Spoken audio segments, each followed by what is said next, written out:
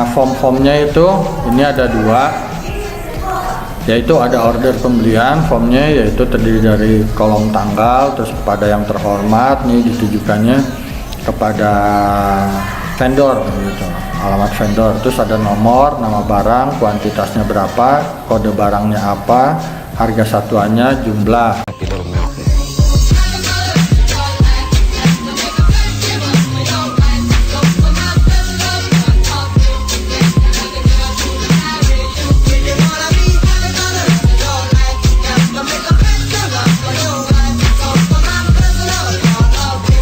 Assalamualaikum warahmatullahi wabarakatuh guys, apa kabar semuanya? Ini gue ada satu contoh alur aja ya. Ini bukan alur yang baku, ini bisa disesuaikan dengan perusahaan di tempat Anda bekerja, atau perusahaan Anda, atau organisasi Anda gitu. Nah, ini judulnya alur kerja AK distribusi barang. Ada nomor dokumen, ada nomor revisi. Nomor dokumen bisa disesuaikan juga dengan nomor dokumen di perusahaan Anda atau organisasi Anda. Terus ada tanggal, ada halaman. Ini tanggalnya, ini tanggal dibuatnya form ini nanti, bukan tanggal dibuat, tanggal dibuatnya alur ini gitu loh. Revisinya revisi pertama, ini tanggalnya tanggal direvisinya atau dibuatnya kalau misalkan revisinya masih kosong-kosong gitu. Nah, ini ada 3 kolom, yaitu aktivitas, terus dokumen atau catatan mutu, dan keterangan, kolom keterangan. Nah, aktivitas ini startnya dimulai, terus ada awal alur ini dimulai dengan logistik menerima BPB dari bagian atau cabang. BPB itu apa sih? Nah, ini di dokumen atau catatan ini berarti dokumen yang dibutuhkan dalam alur ini. Pas alur ini nih, pas penerimaan BPB. Dalam alur ini diperlukan dokumen BPB 1,2, ini berarti ada 2 lembar, ada halaman 1, ada halaman 2. Nah, BPB itu adalah bukti permintaan barang. Nah, setelah terima BPB dari bagian atau cabang, dari user lah bagi yang minta barangnya, lalu lanjut ke proses alur kerja selanjutnya, yaitu si logistik itu melihat barang di daftar SOH. Nah, SOH ini adalah stock on hand, jadi catatan barang sesuai barang yang tersedia di buku catatan tuh, buku mutasi barang stock on hand. Nanti biasanya itu bukunya itu ada masuk, keluar, saldo, persediaan awal, masuk, keluar, persedia stok akhir gitu. Nah, itu bagian logistik di alur ini untuk melihat barang di daftar SOH. Nah, jika barang itu ternyata di daftar SOH itu masih ada stoknya, maka langkah selanjutnya adalah bagian gudang mengambil dan menyiapkan barang di gudang. Jadi siap-siap buat didistribusikan, diberikan ke pemohon, ke yang minta. Tapi kalau nggak ada, maka lari ke SOP pembelian. Nah, ini nomor SOP-nya RI _AK _PBL _02. Ini contoh aja gitu. Nah, di alur ini ada keterangan tadi yang BPB tadi ada keterangannya kan 2 halaman tuh, 1 buat arsip logistik, 2 buat bagian pembelian. Nah, lihat buku pembantu daftar stok, jika barang yang diminta ada segera kirim. Nah, dan jika tidak ada kembali ke RI AK PBL 02, bukan 012 nih, 02, prosedur pembelian. Nah, ini keterangan untuk yang sampai di ketika barang tidak ada, antara di prosedur yang barang ada dan barang tidak ada. Kalau barang ada ini didistribusikan, jika tidak ada maka lanjut ke prosedur pembelian. Nah, itu di prosedur pembelian itu nanti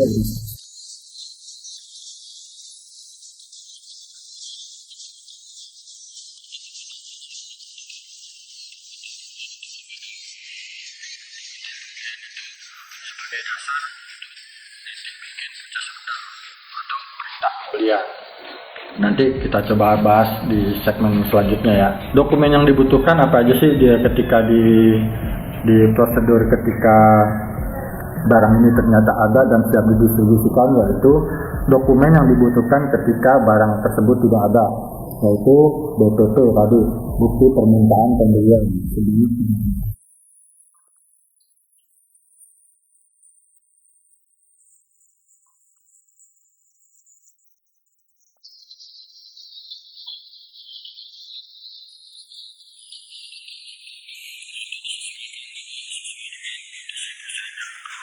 ada di yang tempat teman-teman bekerja atau perusahaan yang teman-teman kelola. Tadi kan alurnya kalau ada kan bagian gudang tuh mengambil dan menyiapkan barang di gudang. Selanjutnya setelah barang diambil dari gudang terus disiapkan, bagian gudang bikin tuh habis ngumpulin nih barang nih, diambil dari gudang, dikumpulin, disiapin lah buat BBK sesuai barang yang diberikan.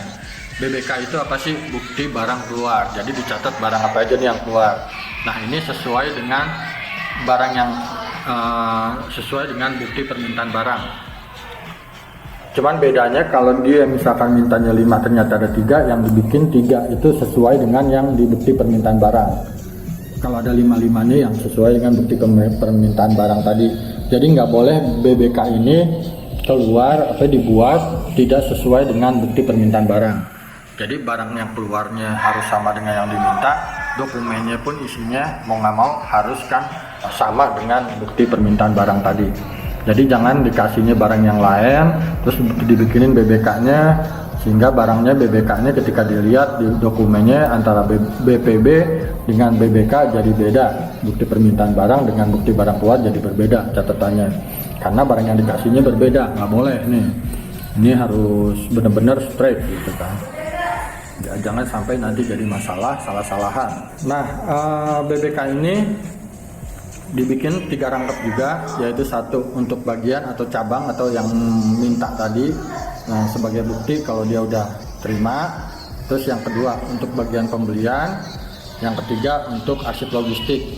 Nah, bukti yang kedua ini untuk bagian pembelian kenapa sih nih gitu ya, mungkin salah satunya adalah nanti dia mencatat untuk barang keluar itu, sehingga nanti ketika stoknya sudah mulai menipis itu bagian pembelian bisa langsung membuat purchase requisition atau permintaan pembelian karena barang sudah mulai menipis gitu kan. Nanti buat administrasinya bagian pembelian juga gitu. Nah, setelah membuat BBK, lalu bagian gudang mengirim barang plus BBK ke cabang atau ke bagian yang diminta.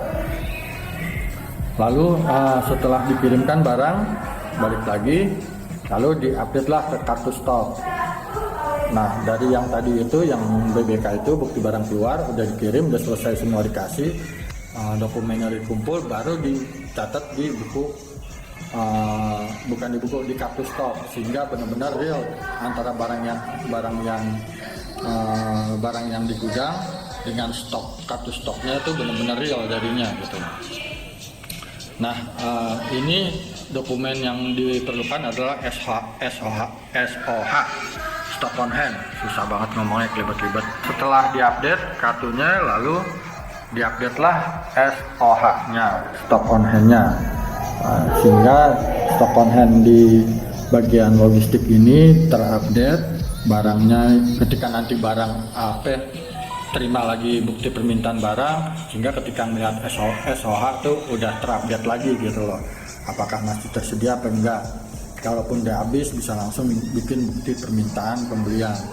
Oke, nah form-formnya itu ini ada 2, yaitu ada order pembelian. Formnya yaitu terdiri dari kolom tanggal, terus kepada yang terhormat, nih ditujukannya kepada vendor gitu, alamat vendor, terus ada nomor, nama barang, kuantitasnya berapa, kode barangnya apa, harga satuannya, jumlah. Nah, terus tanggal barang diterima ini masih dikosongkan, nanti ketika barang datang dari supplier tuh, dari vendor, baru di sini tanggal barang diterimanya. Nah, yang membuat terus mengetahui ini bisa mengetahui, bisa menyetujui, tinggal disesuaikan aja sama teman-teman. Terus ada cara bayar, lokasi kirimnya kemana, mau ke cabang apa ke terpusat. Nah, ini untuk order pembelian. Order pembelian itu perintah pembelian. Nah, ini bukti permintaan barang yang tadi, formnya ini bisa digunakan buat teman-teman atau mau dimodif lagi, mau diutak-atik lagi, ini logonya segala macam. Sama dengan purchase order, cuman ini judulnya aja yang berbeda. Kurang lebih sama, yang cuman di ininya nih di kolom tanda tangannya tuh ada yang meminta, ada yang mengetahui, ada yang menyetujui. Oke, nah ini ada catatannya, misalkan kalau kosong atau barangnya nggak semuanya ada, dikasih catatan apalah, misalkan nanti barang akan dibeli dulu segala macam, akan tersedia tanggal berapa segala, itu terserah teman-teman lah, nanti disesuaikan dengan kondisi ya. Oke, mudah-mudahan aja berguna nih. form bukti permintaan barang dan bukti permintaan barang dan formulir purchase order atau perintah pembelian. Ingat lagi ya, purchase pembelian itu bukan permintaan pembelian. Permintaan pembelian itu namanya purchase requisition atau permintaan pembelian. Nah, itu sebagai dasar buat ngebeli nanti gitu loh. Karena biasanya barang yang diminta belum tentu disetujui untuk dibeli. Jadi ketika misalkan diminta 10 barang, ternyata yang disetujui cuma 7. Nah, yang 7-nya ini nanti baru dibuatkan purchase order, perintah pembelian.